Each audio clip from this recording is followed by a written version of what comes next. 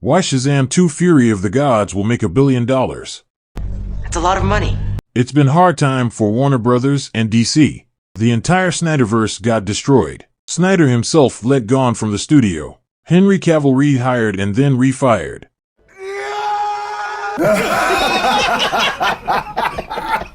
Ha ha ha. But the biggest change being James Gunn. Now Gunn himself has been very supportive of Shazam 2 and the Flash movie. The Flash was supposed to come out in 2020 and so was Shazam 2. Just like Top Gun Maverick. Seems like DC wanted a desperate theatrical release, just like Tom Cruise did. The determination itself proves the Flash film reboots Snyderverse completely and establishes a new beginning for DC. Shazam 2 seems like a goodbye to Snyderverse, especially to Gal Gadot's Wonder Woman character, as she has an extended cameo role in the film. I was really happy with Shazam 1. I just rewatched the film yesterday, and I have to say, it holds up really well for a second rewatch. The DC cinematic universe had been plagued with issues, ranging from poor lighting and incoherent action scenes to gloomy and self-important storylines that failed to justify their oppressive tone. I hope this hasn't been boring for you. It's just that whenever I start to talk about Elaine, I always get so carried away. I lose all track of time. In response to diminishing returns, The money, Skylar, where is the rest? I gave it to Ted. DC had attempted to inject levity into their films, but these efforts had fallen short of Marvel's offerings. Shazam, a hero whose story had been in development hell for years, had finally been brought to the big screen under the direction of Swedish director David F. Sandberg. The film was aimed at a younger audience than any DCU film to date and was buoyant and unpretentious, with a fun central conceit that played like a cross between Big and Superman.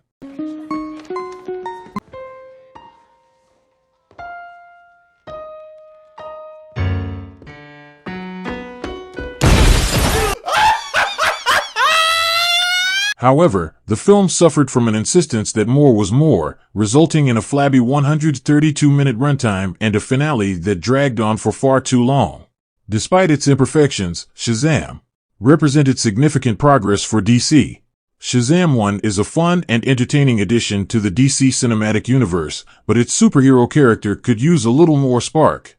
The film is primarily about family and how the people you choose to surround yourself with can be just as important as blood relatives. Asher Angel's Billy Batson is a troubled but good-hearted teenager who gains the powers of the wizard Shazam, allowing him to transform into a classic-looking superhero played by Zachary Levi. The film's action and comedy work well together, but some of the special effects and villains are lacking. Nevertheless, Shazam is an enjoyable ride that combines humor, heart, and some exciting action sequences. Now that movie was like a strawberry ice cream. Sweet, soothing, sugary, rich creamy milk chocolate. Oh God, it's so good. So good. So good and tasty.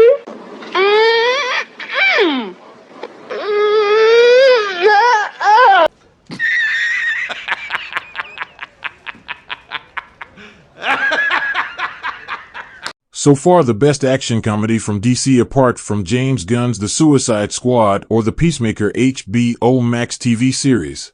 Shazam 1 was an excellent action comedy in the dark corners of the Snyderverse. The director David F. Sandberg made the best film he could with $80 to $100 million of production budget that was awarded to him for the film. The box office numbers of Shazam 1 are not terrible. In the United States and Canada, it grossed an impressive $140.5 million, and in other territories, it earned an even more substantial amount of $225.6 million. What are your superpowers again? I'm rich. This brought its worldwide total to an impressive $366 million. The film was produced with a budget that was estimated to be around $80 to $100 million, with additional marketing and distribution expenses. In order for the film to break even, it was estimated that it needed to gross between $235 to $250 million worldwide. Despite this high benchmark, Shazam managed to surpass these expectations. During its opening weekend in the United States and Canada, the film was released alongside two other highly anticipated movies, The Best of Enemies and Pet Sematary. Pet Cemetery. Despite this competition, Shazam was projected to earn $40 to $50 million from its 4,260 theater release. Prior to its release, the film had already generated a lot of buzz, grossing $3.3 million from Fandango advanced screenings, which was higher than the $2.9 million made by fellow DCEU film Aquaman the previous December. You say a word about this, you'll meet every piranha I know. I honestly didn't hear anything after We're All Gonna Die. The film went on to earn $5.9 million from Thursday night screenings on April 4th, for a combined preview total of $9.2 million. On its opening day, including Thursday previews, the film grossed an impressive $20.4 million. It eventually debuted to $53.5 million, earning the top spot at the box office. In its second weekend, Shazam held strong, grossing $24.5 million and retaining its position as the #1 movie in the box office. However, it was eventually dethroned in its third weekend by The Curse of La Llorona. In its fourth weekend, Shazam earned $5.6 million and finished fifth at the box office, falling behind other superhero movies like Avengers, Endgame, and Captain Marvel. Nice scuba suit. You need a ride, darling? How about a smile for me, huh? A smile? Yeah. I'm offering to help you. Least you could do is give me a smile. How about a handshake? I'm Veers. People call me the Don. Wow.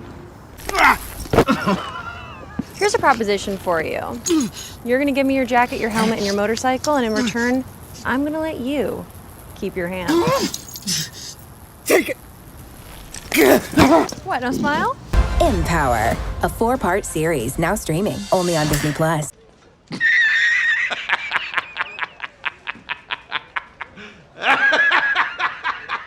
Internationally, the film was released in 53 markets on April 3rd and 4th, and was projected to earn between $100 to $120 million. In its first 2 days of release, the film grossed $15.7 million, finishing first in 48 out of its 53 markets. It was then released in an additional 26 countries, including China, where it grossed $16.4 million on its first day. The film eventually earned an international debut of $102 million, bringing its worldwide total to $158.6 million. It performed particularly well in China, where it grossed $43.4 million, as well as in Mexico $10.6 million, Australia $10.3 million, the United Kingdom $15.3 million, Russia $8.4 million, and Brazil $8.7 million. When all expenses and revenues were factored together, Deadline Hollywood estimated that the film made a net profit of $74 million. Things will never be the same. Because the hierarchy of power... Shut the fuck up! Shut the fuck up! Shut the fuck up, please! This impressive performance proved that Shazam was not only a critical success, but also a commercial one, making it a solid addition to the DC Extended Universe, or Snyderverse as I call it. In Shazam 2: Fury of the Gods, all the actors would return except Michelle Borth, whose character Mary Bromfield will now be played by Grace Fulton. Woo, and I am not complaining. I am not complaining at all. Boy, is she hot as fuck. She is. Beautiful women. Anyways, moving on. Damn. Look at that. Ha ha ha.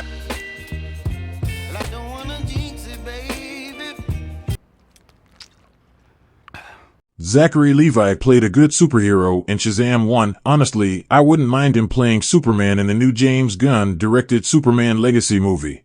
The script seems to be written by Henry Gayden, who wrote the first Shazam, and Chris Morgan, a new writer. The film is being produced by the new DC Studios co-CEO Peter Safran. Safran in the past produced The Conjuring 2, Aquaman, The Suicide Squad, and Shazam.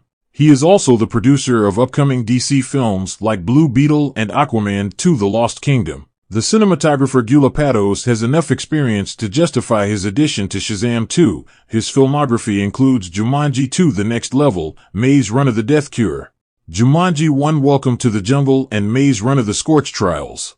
Dwayne Johnson himself, Black Adam actor, is one of the producers of Shazam 1 and 2.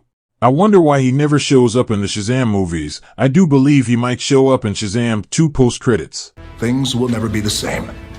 Because the hierarchy of power. I guess that means you need to shut the fuck up. Hopefully, the plot of Shazam 2 is as follows from Google.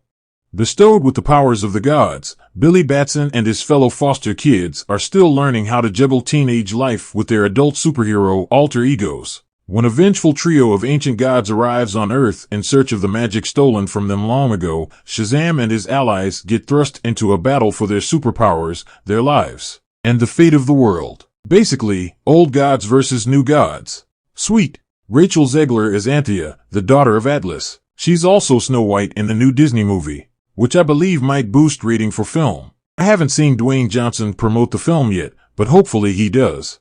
I am quite confident the mediocrity Marvel has been pushing out in the name of Phase 4 and 5, and the recent box office flop of Ant-Man 3 Quantumania, the audiences are starving for a good superhero film. And Shazam 2 Fury of the Gods seems like the best bet for $1 billion superhero flick. Thanks to director David F. Sandberg. All the best. Shazam. The hierarchy of power in the DC universe.